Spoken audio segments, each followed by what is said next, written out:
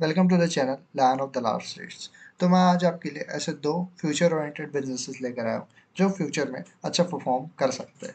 तो चलिए फ्रेंड्स, इस वीडियो को स्टार्ट करते हैं। तो फ्रेंड्स, पहली कंपनी है जेन टेक्नोलॉजीज, जो कि अभी 1818 रुपये पे चल रही है और इसका 52 वीक हाई है 2627 रुपीज़। इसका मार्केट कैप है 60,000 करोड़, मतलब ये मिड कैप कंपनी है और इसने अपना ऑल टाइम हाई से अभी ये 27% डाउन है। तो ये कंपनी आखिर करती क्या है? ये कंपनी एंटी ड्रोन सिस्टम्स में इंगेज है और इसका 90% रेवेन्यू रिपीटेड कस्टमर्स से आता है, 170 पेटेंट्स है और 31 ईयर्स की एक्सपीरियंस है और ये डिफेंस सेक्टर में काम करती है। तो चलिए फ्रेंड्स, अभी आगे बढ़ते हैं क्वार्टरली रिजल्ट की तरफ। जेनटेक के क्वार्टरली रिजल्ट मार्च 2024 में 141 करोड़ में है, इतनी सेल्स हुई है। और फिर उसके बाद जून 2024 में सेल्स हुई है 255 करोड़। वैसे ही आगे बढ़ते बढ़ते मार्च 2025 आते तक के 325 करोड़ हो गए हैं। मतलब इस सेक्टर में बहुत ज़्यादा ग्रोथ है। पर हमें इंटरेस्ट है नेट प्रॉफिट में। नेट प्रॉफिट मार्च 2024 में हुआ है 38 करोड़। 38 करोड़ से बढ़ के कंपनी ने 79 करोड़ कमा लिए। फिर उसके बाद 63 करोड़ थोड़ा डाउन आ गया है। फिर उसके बाद 43 करोड़ थोड़ा और डाउन आ गया है। पर मार्च 2025 आते तक के कंपनी ने कमाया 114 करोड़ और कंपनी का ईपीएस बढ़ के हो गया 11.19 करोड़। तो फ्रेंड्स, बैलेंस शीट की तरफ भी एक बार नज़र मार लेते हैं। तो कंपनी के पास रिजर्व्स थे पिछले साल 440 करोड़ के और इस साल कंपनी के रिजर्व्स बढ़ के हो गए 1692 करोड़ के। और कंपनी की बोरिंग्स थी 6 करोड़ की पिछले साल और इस साल 61 करोड़ की। अब इसका मतलब ये नहीं कि कंपनी की बोरिंग्स बढ़ गई तो गड़बड़ है करके, नहीं, कंपनी को अपना बिजनेस चलाना है, बाकी सारी चीज़ें मैनेज करनी है, कैपेक्स करना है, तो इसलिए कंपनी बोरिंग्स लेती है, खुद के ऊपर कर्जा लेती है। तो अब हम टोटल असेट्स की तरफ देखेंगे। कंपनी के पास टोटल असेट्स थे पिछले साल 750 करोड़ के, पर इस साल वो बढ़ के हो गए 2049 करोड़ के। फ्रेंड्स, शेयर होल्डिंग पैटर्न देख लिया जाए। प्रमोटर की हिस्सेदारी 49.05% है, जहां फॉरेन इंस्टीट्यूशन इन्वेस्टर्स पिछले साल 8.29% की होल्डिंग रख रहे थे और इस साल 5.95% की होल्डिंग है, जो कि घट चुकी है। पर डोमेस्टिक इंस्टीट्यूशन इन्वेस्टर्स की हिस्सेदारी 9.47% है, जो कि पिछले बार 8.97% थी, जो कि अभी बढ़ चुकी है। और पब्लिक की हिस्सेदारी 35.10% है। अब हम आ चुके हैं हमारी नेक्स्ट कंपनी के ऊपर। हमारी नेक्स्ट कंपनी का नाम है ACME सोलार होल्डिंग्स लिमिटेड। अब ये कंपनी एक्चुअल में करती क्या है? ये कंपनी का काम है पावर जनरेट करना, पर किस चीज़ से? सोलार से, विंड से और दोनों के मिक्सचर से, मतलब हाइब्रिड से।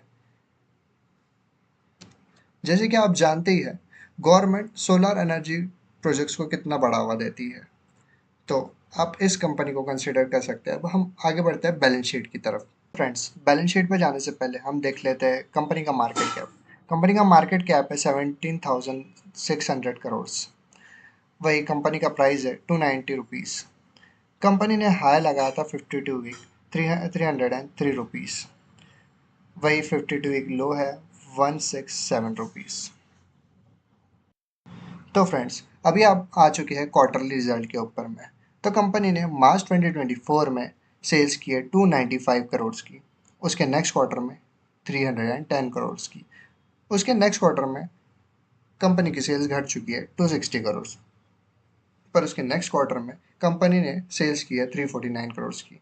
वही मार्च 2025 में कंपनी ने सेल्स की है 487 करोड़ की। कंपनी ने एक्सपेंसेस भी किए। अब एक्सपेंसेस और बाकी खर्चे हटाने के बाद में नेट प्रॉफिट बचता है। तो नेट प्रॉफिट हमारा मार्च 2024 में हुआ है 532 करोड़। पर इतना प्रॉफिट हुआ कैसे? आप देख सकते हैं अदर इनकम्स में।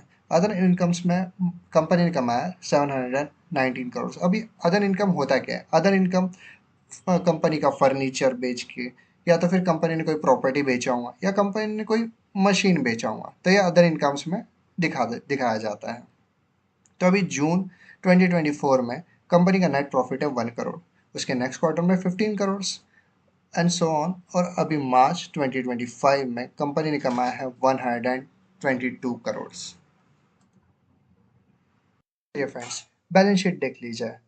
कंपनी के रिजर्व्स मार्च 2024 में थे 2487 करोड़, वही मार्च 2025 में बढ़कर हो चुके हैं 4390 करोड़।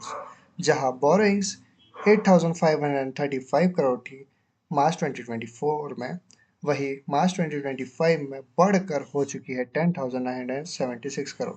ये एक रिस्की फैक्टर हो सकता है इस कंपनी के लिए। तो चलिए अभी टोटल एसेट देख लेते हैं। 2024 में 13,201 करोड़ के टोटल असेट्स थे कंपनी के पास, और अभी बढ़कर हो चुके हैं 18,404 करोड़ के। देख लेते हैं। प्रमोटर की होल्डिंग 83.41% है, जहां एफआईएस की होल्डिंग 4.74% है। वही डोमेस्टिक इंस्टीट्यूशनल इन्वेस्टर्स 7.09% है और पब्लिक 4.75% है। कहते हैं प्रमोटर की होल्डिंग जितनी ज़्यादा उतना ज़्यादा अच्छा, पर इस कंपनी के केस में इस कंपनी के 83 पॉइंट समथिंग % शेयर प्रमोटर्स के पास है। तो इस कंपनी को 75/25 का रेशो मेंटेन करना पड़ेगा सेबी की गाइडलाइन के हिसाब से 3 साल के अंदर अंदर।